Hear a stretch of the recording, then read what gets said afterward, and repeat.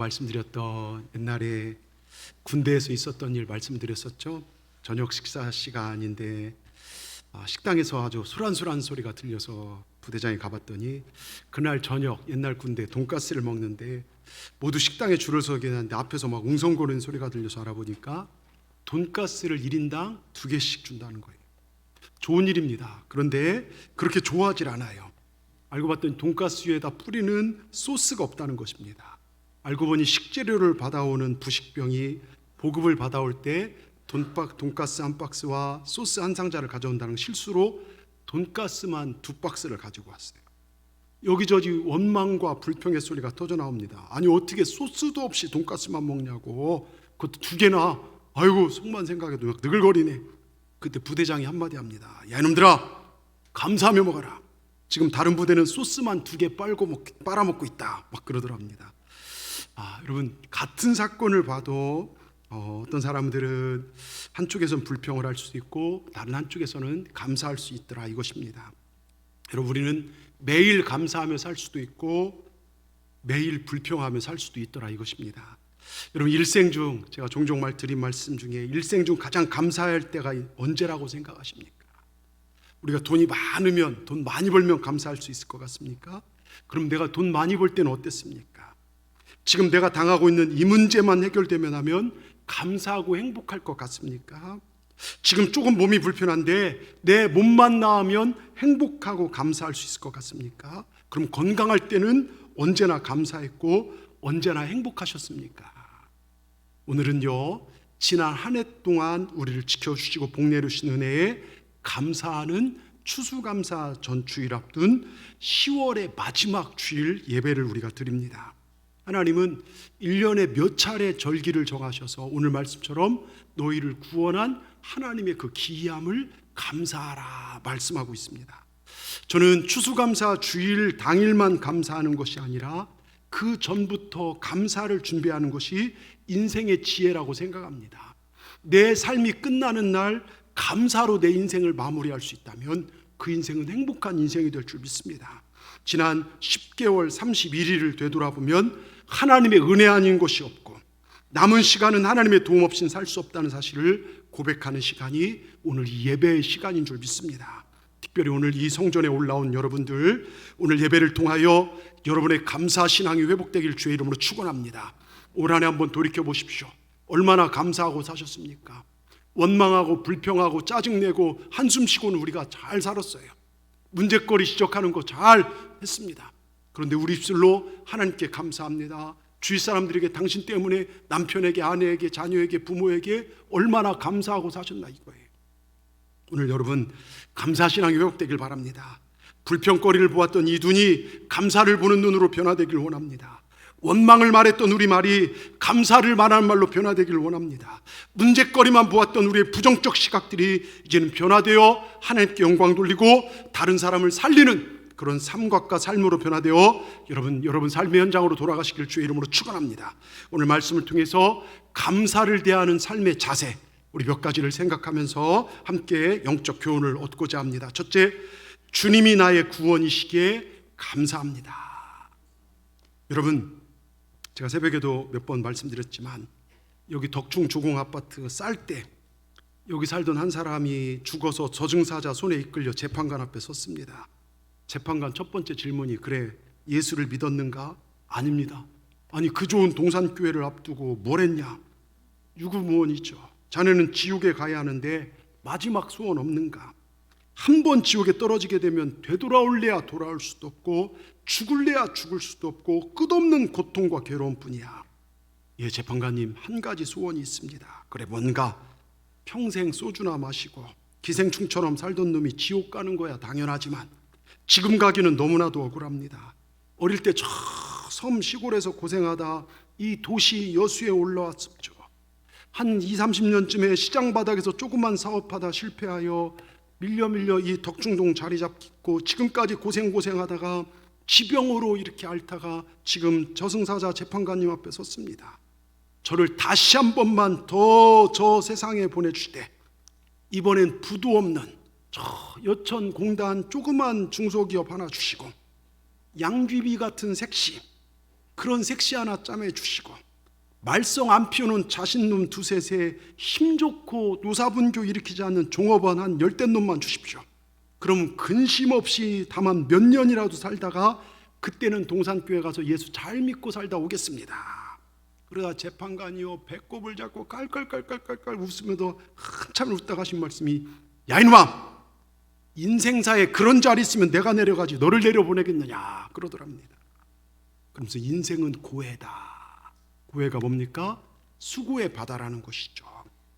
여러분, 인생을 살면서 수고의 짐이 없던 때가 있었습니까? 나는 여태까지 어떤 인생의 수고도 없다고 자신 있게 말할 사람 누구 계십니까? 아무도 없을 겁니다. 가난한 사람은요 가난한 사람대로 고달프고, 돈 많은 사람은 많은 대로 인생의 무거운 짐을 걸머쥐고 살아가며, 지식인은 지식인대로 정말 괴롭고, 권력자들요, 요즘 정말 내년 대선을 앞두고 지금 각 당의 대통령 후보들 그거 뽑고 막 이런 모습들 보면서 무슨 사건 막 언론 뭐 이런 것들 보면서 참 딱하다. 또 대통령 한 분이 전임 이제 씨가 됐죠. 대통령에서 누구 씨가 돼서 돌아가셨잖아요. 참 그런 모습들 보면서 참 권력가는 권력자 나름대로 심정 고통의 짐을 지고 살아가는구나. 공부한 학생들 공부하고 시험을 치러야 하는 짐이 있죠. 직장인은 직장인대로, 노인은 노인대로요, 연약함과 죽음의 짐을 다 짊어지고 살아갑니다. 인류 역사가 시작된 이래 인간에게 괴로움은 떠나가지 않고 있습니다. 모든 인간은 고통 속에 태어나서 고통 속에 살다가 고통 속에 죽어갑니다. 그러기에 세계 정복을 꿈꿨던 나폴레옹이요 세인트 헬레나 섬에서 유배되었을 때, 나는 지금까지 단 일주일도 행복한 날이 없었다. 저기 바닷가에 넘실거리는 저 물결은 세상 사람들의 눈물이고, 이렇게 세게 부는 바람 소리는 세상 사람들의 한숨 소리구나. 그가 인생 말년에 한탄했다는 것입니다. 한 아기가 보채고 울기 시작하죠. 열이 납니다. 숨을 헐떡거리며 막 몰아십니다. 아기를 품에 안은 엄마의 마음이 오죽하겠습니까? 안타까워 발을 동동동동동 구르지만, 내가 대신 아파줄 수 있다면, 내가 대신 아파줄 수 있다면, 근데 그게 되냐 이거예요. 될 수가 없습니다. 인간은 누구도요 그 인생의 짐을 대신 져줄 수가 없어요. 인류 중에 그 누구도 우리의 무거운 짐을 대신 져준 사람 없습니다. 여기 이수신 장군도요, 세종대왕도요, 알렉산더 마호멧도요, 석가도 공자도, 어떤 성현도요 괴로움을 안고 괴로워하다가 여러분 죽어갔습니다.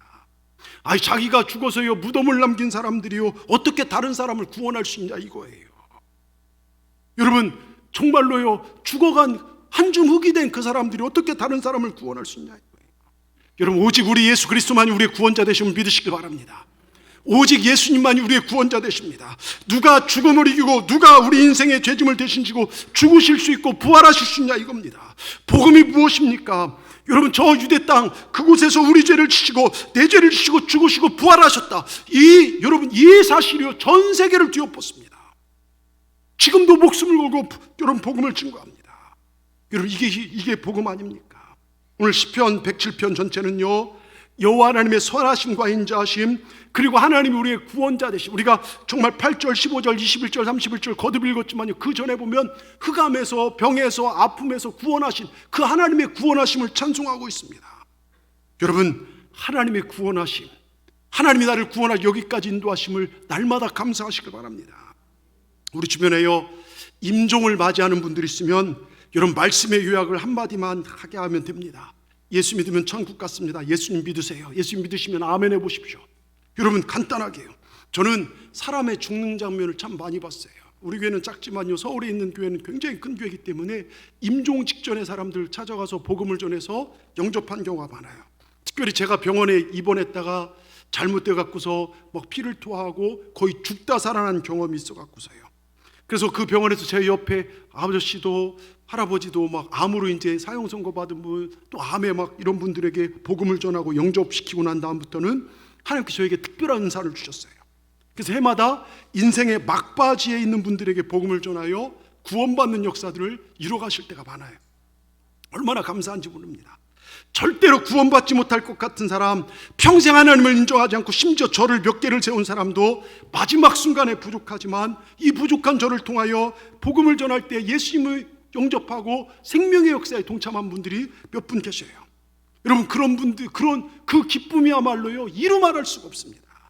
제가 한 가지만 예를 들면요, 서울에 있을 때 교회에서 한 달에 한 번씩 교인들을, 제가 이제 담당하는 그 교구 교인들을 데리고 기도원에 올라가서 이제 정말 반나절 동안 기도회를 인도를 합니다. 그리고 열심히 기도회를 인도하고 막 부흥회처럼 막 찬송하고 그렇게 하고 점심을 이제 거기 식당에서 먹습니다. 근데 목사님, 권사님 한 분이 찾아오셨어요. 목사님, 저희 어머님을 위해서 기도해 주십시오. 지금 병원에 계신데 위독하십니다. 예, 알겠습니다. 권사님, 조금 있다가 가시다가 교구에서 각 교구마다 이제 버스를 대절해요. 버스 타지 마시고 제 차 타고 가시죠. 그래서 저와 함께 전사님과 권사님 모시고 이렇게 가는데요, 정말 저는 그 권사님 믿음 좋길래 그 시어머니인 줄도 몰랐어요. 어머니라 계세요. 근데요, 이 가는 도중에요, 어머니 얘기를 하는데 당연히 신앙생활 하신 줄 알았는데 이분이 대단하신 분이에요. 지금 99세가 되셨고 2주 전에 말이 끊겼대요. 말을 못 하십니다. 차 안에서 그 시어머니 얘기를 하는데 이분이 저를 2개나 지으신 분이시고요, 우리나라 초창기 유학생으로요 거의 프란체스카, 여러분 아시죠? 이승만 대통령 부인이 뭐 이 프란체스카 이렇게 불렸잖아요. 그분과 버금가는 분으로요 정무궁의 모든 일들을 맡아서 하면서 종로 일대에 빌딩이 몇 개나 있는 분이에요. 아들은요, 외아들인데 뭐죠? 비싼 몇 억짜리 스포츠카, 아들이 70인데요 스포츠카 끌고 다녀요. 건물 관리하면서요. 종로 일대에 빌딩이 몇 개 있는데요, 이분이 90세 때까지 돈 관리하셔서 며느리는 아주 해골이에요. 해골, 빼짝 말랐어요. 걸어다니는 종합병원입니다. 외아들의 시어머니 모시고 딸만 넷 낳고요, 아들나락에서 5번째 겨우 아들 낳았어요. 교회 옆에 압구정동 사시면서요, 찬송이 나오면 불경을 얼마나 크게 놓는지 민원이 들어갈 정도입니다. 그런데 이런 분이 생애 마지막 순간이 다가온 거예요. 아무리 몇천억의 재산 가고 부자고 아무리 화려한 삶을 살아도요, 끝은 온다는 것, 이게 인간입니다. 10월의 마지막은 오더라고요. 여러분, 끝은 오는 게 인간입니다. 그러니까 믿는 며느리 입장에서 어떻게 하든 어머니 천국 보내고 싶은데 자기는 자기 말이 안 먹히니까 저보고 하라는 거예요. 영빨쌤 목사 보고 하라는 겁니다. 제가 무슨 능력이 있습니까? 차 타고 기도하며 갔습니다. 하나님 다 들으셨죠? 다 들으셨죠? 제가 무슨 재주로 저를 몇 개 세운 시어머니를 구원합니까? 성령님 앞서 행하셔서 그 마음 변화시키시고 그 영혼이 구원받게 없어서 가서 도착했어요. 무거운 마음 가지고 갔습니다. 할머니, 제가 좋은 곳 소개시켜 드릴게요. 그랬더니 네. 여러분, 이것부터 기적이에요. 그때 말문 열린 거예요. 2주 동안 입이 꽉 닫혀 있었는데요. 그래서 예수님에 대해서 간략하게 소개하고 예수님 믿으면 할머니 천국 갈 수 있습니다. 그러니까 예수님 믿으면 입으로 아멘 해보세요 했더니 꽉 다물고 안 해요. 그래서 제가 권사님한테 권사님 아무래도 힘들 것 같네요. 저 갈게요. 이렇게 못하죠. 강권했습니다. 다시 한번 할머니, 제가 어디서 힘이 나는지 모르겠지만 성령님께서 제 안에 계신 성령 강권하게 하시더라고요. 할머니, 예수님 꼭 믿으셔야 돼요. 예수님께서 할머니 얼마나 사랑하는지 아세요? 십자가 사랑을 이야기하고 다시 한번 예수님을 나의 구주로 영접하시면 아멘 해보세요 했더니 이 할머니가 아멘 그럽니다. 얼마나 감사한지. 그곳이 눈물바다가 됐어요. 며느리가요, 시어머니 머리를 이렇게 끌어안고 그 머리를 넘겨주면서요, 아이고 어머니 감사해요. 저까지 눈물이 납니다. 그리고 가려고 하는데 할머니가요, 99세 된 할머니가 제 손을 잡더니 안 놔줘요. 목사님, 식사 한번 합시다. 내일 모레 돌아가실 분이 저보고 식사하자는 겁니다. 예? 그리고 아마 이맘때쯤 됐어요. 10월 이맘때쯤 돼서, 그리고 백서에 한 2달 후에 백세가 딱 되던데 온 식구들 앞에서 식구들이 저를 초청해서 그 병원에서 제가 병상 세례를 베풀었습니다. 그리고 며칠 뒤에 소천하셨고 모든 장례 절차를 기독교식으로 다 해드렸어요. 얼마나 은혜스럽군요. 근데 장례 끝나고 그 아들이 저를 찾아오더니 목사님, 우리 어머니가 예수님 안 믿고 영접하지 않았으면 저는 어머니 믿었던 불교로 되돌아가려고 했습니다. 가슴이 덜컥 내려앉더라고요. 그러면서 하나님께 감사합니다. 이 가족을 다 구원시켜 주셔서 감사합니다. 여러분, 시편 118편 14절 15절에 이런 말씀이 써 있습니다. 시편 118편 14절 15절에 여호와는 나의 능력과 찬송이시요 또 나의 구원이 되셨도다. 15절 의인들의 장막에는 기쁜 소리 구원의 소리가 있으며, 여러분 여호와의 오른손이 권능을 베푸시며, 여러분 얼마나 기가 막힌 말씀입니까?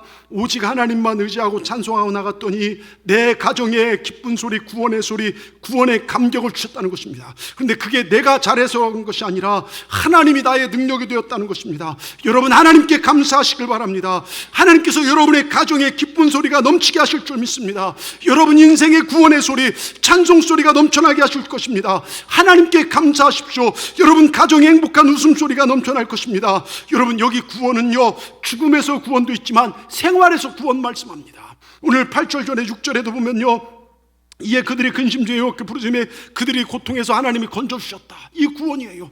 또 15절 21절 31절 기적을 찬송할지로다. 그 전에 보면요, 다 힘든다 해서 하나님이 고통에서 건져주심을 얘기합니다. 여러분 내가 살아가는데 당한 어려움, 누군가 나를 도와줬으면 하는 괴로움, 질병의 아픔, 가난의 고통, 자녀들의 문제, 인생의 고난, 그런데 이 모든 것 중에 우리 하나님의 능력의 손이 만지시면 여러분 못 고칠 것이 없음을 믿으시길 바랍니다. 여러분 이런 하나님, 전능하신 하나님, 내 아버지가 되십니다. 내 아픔, 내 마음의 걱정을 알고 계십니다. 나와 임마누엘로 함께 하시길 원하십니다. 우리가 인생이라는 귀한 트랙을 경주해 나갈 때요, 때때로 절망 가운데 엎어질 때 있고 쓰러질 때 있습니다. 근데 우리 하늘아버지 그걸 이렇게 지켜보신 분이 아니라 하늘에서 뛰어내려 오셔서 정말로 우리를 붙들어 주시고 그 인생의 경주장을 함께 뛰어주실 것입니다. 여러분 낙심하지 마십시오. 지금 어렵다고 힘들다고 좌절하지 마시고 절망하지 마십시오. 절대로 주님이 여러분을 떠나지 않을 것이고 끝까지 나를 아버지로 고백하고 예수님을 그리스도로 고백하고 감사하는 자들을 지키시고 보호하시고 함께 하시고 인도해 주실 걸 믿으시길 바랍니다. 시편 48편 14절 성경은 분명하게 얘기합니다. 이 하나님은 영원한 우리 하나님이시니 그가 우리를 죽을 때까지 인도하시리로다. 내 생명이 끝나는 그날까지 우리 사랑의 하나님, 능력의 하나님, 구원의 하나님, 치료의 하나님이 우리를 붙드시고 우리 인생길을 함께 하셔서 우리를 영원한 소망의 나라 천국으로 인도해 주실 것임을 믿고 여러분 감사하시는 우리 모두가 되기를 주의 이름으로 축원합니다. 두 번째, 하나님께 대한 감사는 원한과 아픔을 찬송과 기쁨으로 바꾸게 하십니다. 여러분 시골의 작은 은행에서 있었던 실화 중에 이런 게 있어요. 라디오에서 왔던 건데요, 몇 번 들어보셨을 거예요. 어느 분이 급한 일이 있어서 시골 은행 들어갔다가 목격하는데요, 할머니 한 분이 은행 여직원과 막 실랑이를 벌입니다. 창구 여직원이 묻습니다. 할머니 비밀번호 뭐예요? 할머니가 아주 가는 목소리로 비둘기 그럽니다. 매우 황당하면서 여직원이 다시 한번 말했습니다. 할머니 비밀번호 말씀 안 해주시면 돈 못 찾아요. 비밀번호 말해주세요. 그래서 살짝 입을 가신 할머니는 조금 더 크게 비둘기 그럽니다. 인내 한계를 보이는 여직원이요, 할머니 지금 바쁜데 지금 장난하는 거냐고, 왜 그러십니까? 빨리 비밀번호 말씀해 주세요. 막 나무라도 말입니다.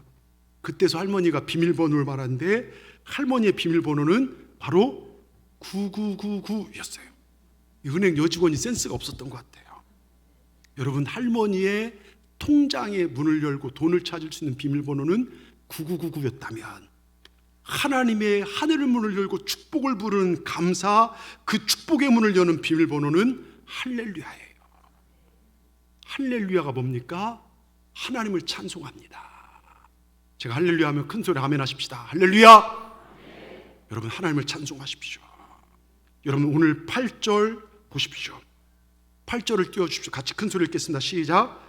여호와 인자하심과 인생에 가신 기적으로 말미암아 그를 찬송할지로다. 15절 띄워주십시오. 똑같습니다. 같이 읽습니다. 시작. 여호와 인자하심과 인생에 가신 기적으로 말미암아 그를 찬송할지로다. 21절 31절 이 네 구절이 거듭 여호와 인자하심과 인생에 가신 기적을 찬송할지로다 거듭 반복합니다. 왜 같은 구절을 네 번이나 기록했을까요? 우리를 구원하신 하나님의 기적의 역사를, 하나님의 구원의 역사를 잊지 말라는 거예요. 그리고 그 하나님을 찬송하라는 것입니다. 여기 찬송이란 게요, 악기를 연주하고 목소리를 높여 노래를 하라는 그런 뜻도 있지만요, 찬송이란 하나님이 어떤 분이신지, 얼마나 위대한 분이신지, 하나님이 하신 그 위대한 일인지 정말 이걸 마음으로, 몸으로, 입술로, 삶으로 찬송하라는 것입니다. 여러분 하나님이 가장 받고 싶어하는 게 찬송이에요. 우리 성도가 하나님께 드릴 수 있는 최고의 것이 찬송입니다. 하나님이 나를 자녀 삼으신 목적이 바로 찬송을 받으시기 위함이라고 성경은 얘기합니다. 찬송은 하나님 기쁘시게 하며 그분의 능력을 나에게 임하게 하는 통로가 됩니다. 하나님을 찬송하라는 말은요, 하나님을 날마다 생각하고 위대하신 하나님을 묵상하라는 거예요. 여러분, 지난 한 주 동안 살아오시면서 얼마나 입술로 하나님 찬송했습니까? 예? 얼마나 찬송하셨습니까? 여러분, 하나님을 찬송할 때요, 내 아픔을 변화시키고 원한을요 기쁨으로 변화시킵니다. 제가 해마다요 드린 예화 중에 참 은혜가 되는 말씀, 제가 여수 내려와서 이렇게 들은 얘기 중에 하나가요, 소록도에서 목회하는 목사님으로부터 들은 얘기예요. 그 목사님이 70 중반이 넘어 보이는 한 노인이 찾아왔어요. 목사님, 저를 이 섬에 살게 해주세요. 느닷없는 노인의 요청에 목사님 당황한 표정을 지었습니다. 아니, 노인장께서는 정상인으로 보이는데 왜 나환자들과 같이 살다니요? 아유, 제발요. 그저 해본 소리는 아닌 듯해서 사뭇 진지한 표정으로 이야기하는 노인을 바라보며 목사님 뭔가 모를 이상한 감정에 사로잡혔어요. 여기 앉으시라고. 그랬더니 노인이 앉으면서 깊은 한숨을 후 내쉬더니 입을 떼기 시작합니다. 저에게는 모두 10명의 자녀가 있었지요. 그런데 그 중에 한 아이가 납병에 걸렸습니다. 언제적 이야기입니까? 지금부터 40년 전이요. 그 아이가 11살 때였죠. 발병 사실을 알았을 때 우리가 할 수 있는 것은 통곡과 그 아이를 가족과 동네로부터 격리시키는 것이었습니다. 아, 예, 여기로 왔겠군요. 그렇습니다. 소록도에 나환자촌이 있다는 말만 듣고 그 아이를 데리고 길을 떠난 건 늦은 여름이었습니다. 그때만 해도 교통이 매우 불편해서 서울로 와서 소록도까지 오는 길이 멀고도 힘든 길이었습니다. 하루 이틀 더운 여름날 지루한 기차와 먼지 나는 신장로를 타고 걷고 해서 우리 함께 지쳐버리고 말았습니다. 그러다 어느 날 산속 그늘 밑에서 쉬는 중이었는데 나는 문득 잠에 골아 떨어진 그 아이를 죽이고 싶었습니다. 이따만한 바위를 들었습니다. 후들거리며 잠든 아이 머리를 향해 힘껏 던져버렸습니다. 그만 바위돌이 빗나가고 말았습니다. 이를 악물고 다시 돌을 들었지만 차마 또다시 그런 짓을 할 수가 없었어요. 아이를 깨워 가던 길을 재촉했습니다. 근데 문제는 소록도에 다 왔을 때 일어났습니다. 배를 타러 온 사람들 중에요, 눈썹이 빠지거나 코가 없어지거나 손톱이 다 달아난 사람들을 정면으로 보게 된 겁니다. 그들을 보자 아직은 멀쩡한 내 어린 아들을 도저히 여기에 맡길 수가 없었습니다. 멈칫거리다가 배를 놓치고 만나는 겁먹고 떨고 있는 아들에게 내 심경을 이야기했죠. 고맙게도 아이가 이해를 하더군요. 야, 저런 모습으로 살아서 무엇 하겠냐? 몹쓸 운명이라고 생각하고 차라리 너하고 나하고 함께 죽는 길을 택하자. 우린 나루터를 돌아 아무도 없는 바닷가로 들어갔습니다. 신발을 가지런히 벗어두고 물속으로 들어가는데 어찌나 눈물이 나오던지요. 한 발, 두 발 깊은 곳으로 들어가다가 거의 내 가슴까지 물이 또 깊어졌을 때였습니다. 갑자기 아들 녀석이요, 소리를 지르지 않겠습니까? 내게는 가슴 높이였지만 아들에게는 턱 밑까지 찾아온 한 걸음만 비껴나면 물에 빠져 죽을 판인데 갑자기 돌아서니 내 가슴을 떠밀면서 악을 쏘대는 거예요. 문둥이가 된 건 난데 왜 아버지까지 죽어야 하느냐 하는 거죠. 형과 누나들, 동생들이 아버지만 믿고 사는데 아버지가 죽으면 그들은 어떻게 살겠냐는 것입니다. 완강한 힘으로 나 혼자 죽을 테니 아버지는 어서 나가라고 떠미는 녀석을 보는 순간 나는 그만 그 애를 와락 껴안고 말았습니다. 참 죽는 것도 쉽지만 않더군요. 그 소록도의 아들을 맡기 울면서 돌아와 사는 게 뭔지 정신없는 세월을 보냈습니다. 9명의 아이들이 자라서 학교를 나오고 결혼하고 손주를 낳고 얼마 전에 큰아들이 시골 땅을 다 팔아서 올라와 함께 살자더군요. 그래서 그렇게 했지요. 처음 큰아들 내 집 너무 편했습니다. 주는 대로 받아 먹으면 되고 입을 펴주면 들어놓으면 자면 그만이고 가끔씩 먼저 죽은 마누라가 생각이 났지만 얼마 동안 편했습니다. 그런데 날이 가고 시간이 지날수록 아이들 눈치가 보이기 시작했습니다. 그 애들은 아무 말도 없는데 말입니다. 어느 날인가 드디어 큰아이가 입을 엽디다. 큰아들만 아들이냐고요. 그날로 말없이 짐을 꾸렸죠.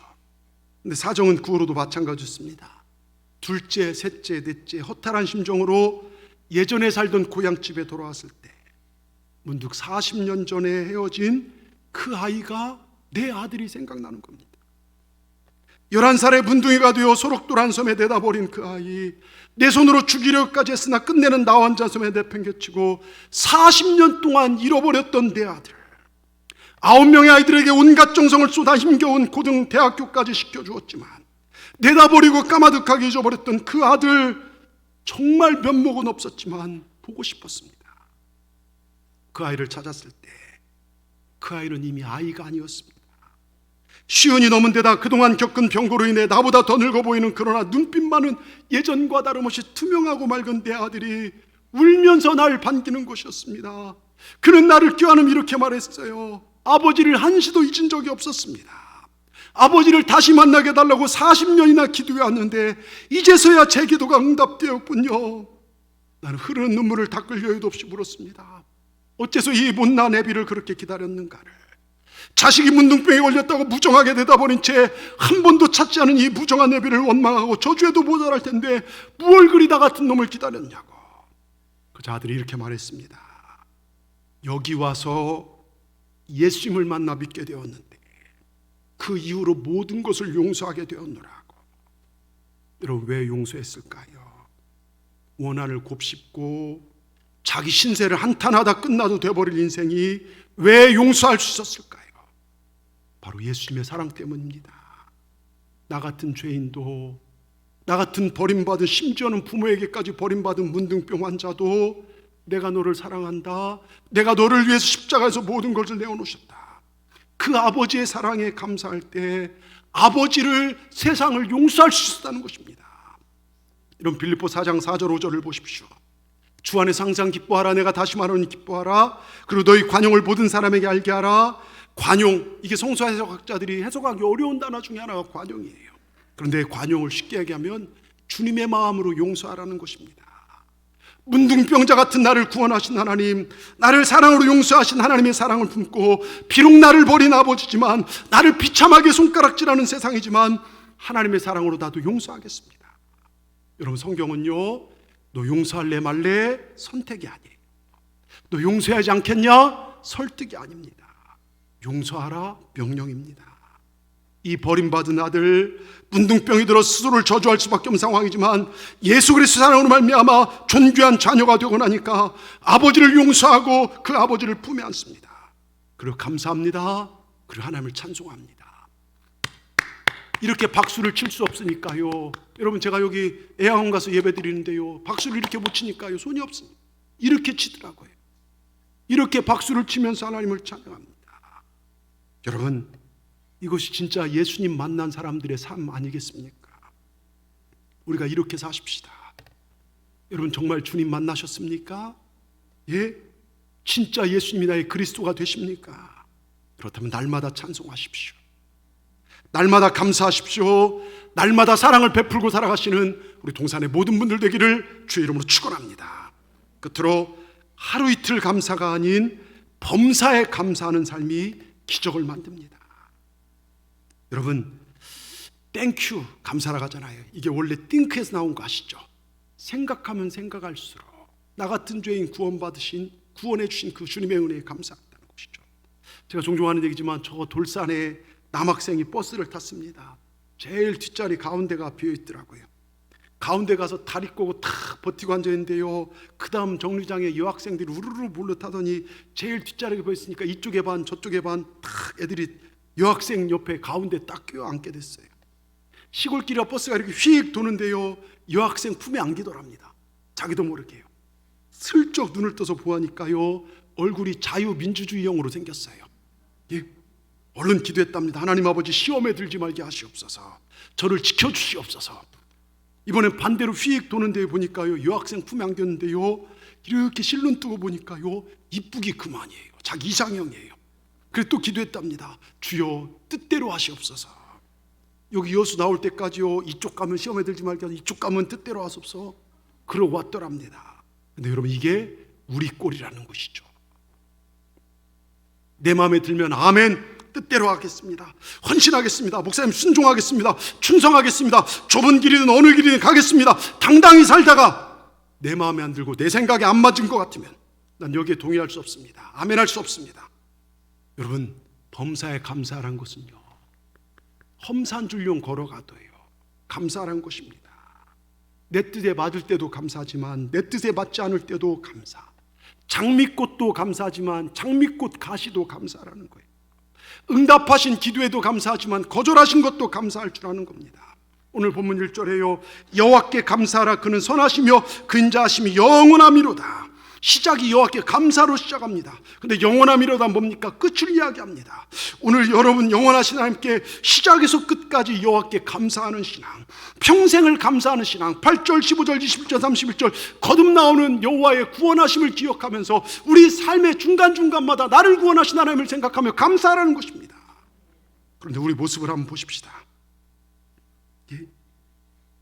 여러분 올 한 해 살아오시면서요 근심 걱정 코로나 이야기 이런저런 이야기 참 입에 많이 달았을 거예요. 한숨 쉬고 낙심하고 어떡하나? 그럼 하나님 앞에 얼마나 감사하고 사셨습니까? 내 사랑하는 남편이나 아내나 같은 교회 식구들이나 그분들 앞에 감사를 표현해 보셨습니까? 의뢰이 당연히 받는 것처럼 생각하진 않았습니까? 여러분 감사하시기 바랍니다.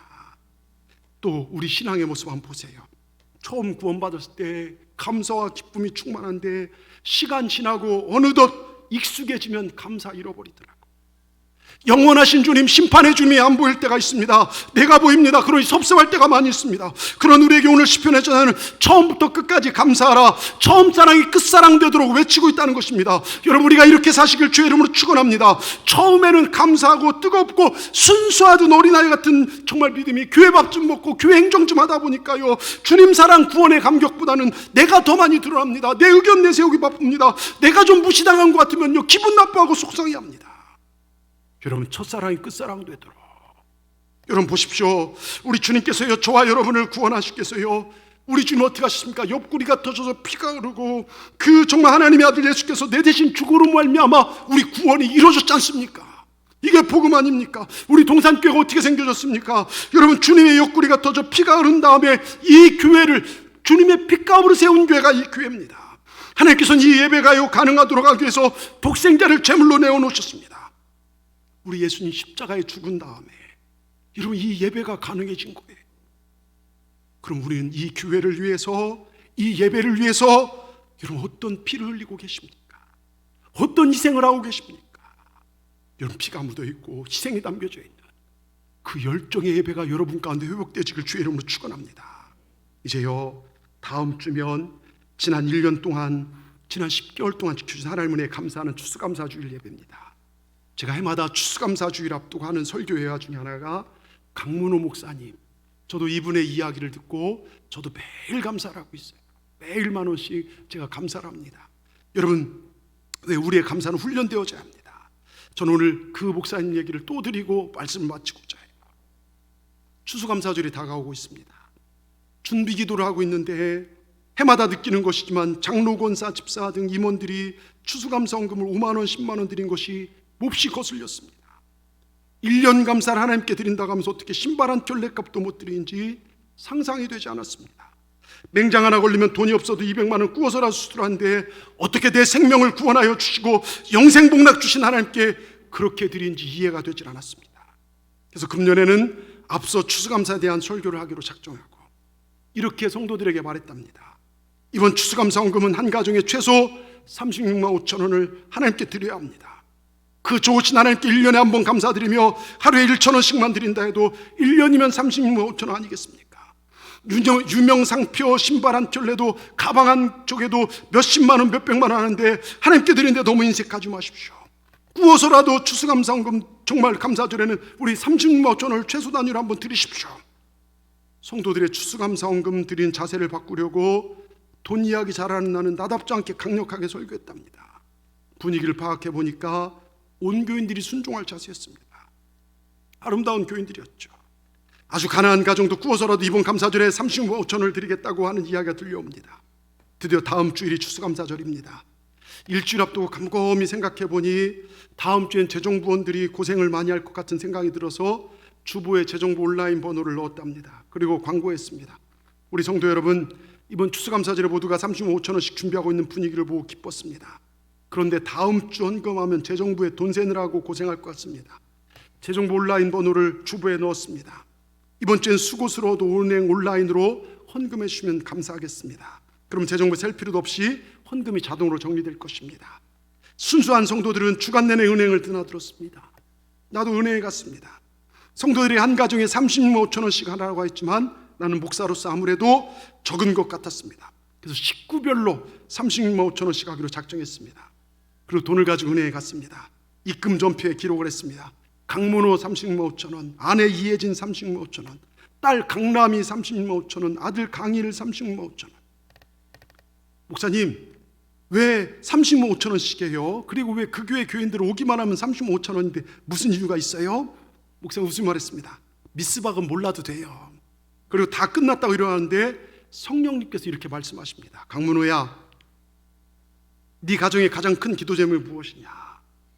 딸 시집 가는 것이 우리 가정에서 가장 큰 기도 제목입니다. 그럼 이분 추수감사절에 사위를 얻은 것으로 믿고 사위 이름으로 하나 더 하지. 나는 이런 성령의 영감을 받고 입금 전표를 썼습니다. 사위가 없으니 어떡하지? 순간적으로 강사위라고 썼답니다. 강사위 30만 5천 원. 재정부의 통장을 정리하다가 목사님 강사위가 누굽니까? 예? 우리 교회 없는데 그랬더니 이 사정 이야기를 했더니요 모두가 다 웃었답니다. 몇몇 권사님은요 뱃속에 있는 손주모까지 36만 5천 원을 입금했습니다. 온 교인이 목사님이 강사위로 이름으로 추수감사하고 기도하고 있다는 것을 다 알게 돼버렸죠. 모두 같이 기도해 주었습니다. 근데 어느 날 바로 옆 송파의 아멘교회 부흥회를 인도하게 되었습니다. 5분 거리도 안 되는데 옆 교회인데 나를 강사로 모신 아멘교회 목사님은 정말 용기 있는 목사님이라고 부흥회를 인도했습니다. 둘째 날 오전 성경 공부를 마치고 점심 식사를 위해서 일식집에 둘러앉았습니다. 식사를 하면서 말했습니다. 우리 딸 시집 좀 보내주세요. 이 말을 들은 식사 대접하기 위했던 조화숙 여장로님이 어떤 딸이냐고. 나는 거침없이 딸 자랑을 했습니다. 장로님은 즉석에서 자기가 기도하고 있는 면이라는 것입니다. 사업가인 외아들을 짝을 위하여 기도 중이었다는 것입니다. 둘은 신비할 정도로 서로가 잘 맞았습니다. 나는 이렇게 옆 교회가 나를 부흥 강사로 부른 것은 하나님께서 내 딸에게 사위 주시려고 그러구나. 초고속으로 모든 일이 진행됐습니다. 둘이 서로 만나보더니요 한결같이 좋다는 것입니다. 나는 믿음으로 사위 감사헌금을 드리고 평생의 자랑거리 사위를 얻었습니다. 하루에 1,000원 감사하고 너무나 큰 선물을 받았습니다. 우리 교회는 추수감사절 이후 365일 감사의 기적이 수도 없이 일어났습니다. 365일 감사하라. 범사에 감사하라. 여러분, 감사는 기적을 일으킵니다. 우리도 이렇게 하십시다. 아멘. 하나님 앞에 우리 온전히 서십시다. 저는 여러분 모두가 기적을 경험하길 축원합니다. 우리 큰 소리 아멘 하십시다. 여러분 모두가 기적을 경험하길 축원합니다.